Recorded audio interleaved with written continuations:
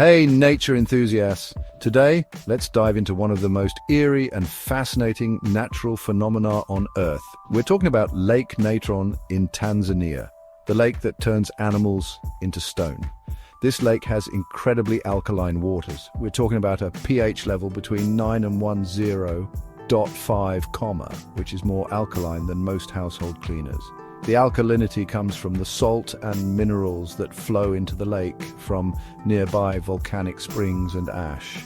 Now here's the eerie part. When an animal like a bird or a bat falls into Lake Natron, the highly alkaline water can cause its body to become calcified.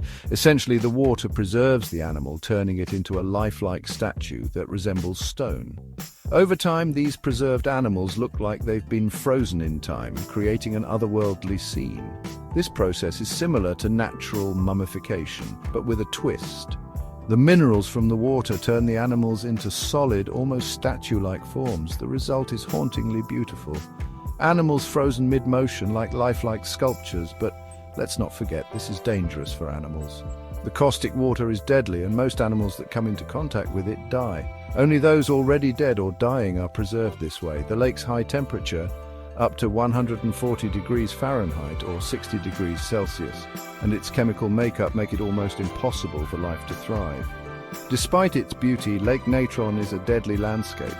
It's a stark reminder of how nature can produce extraordinary yet deadly phenomena. These eerie statues continue to captivate both scientists and travelers, drawing them to this strange, otherworldly location.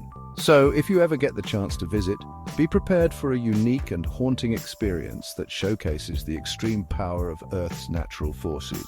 Thanks for watching, and don't forget to like, share, and subscribe for more incredible nature stories.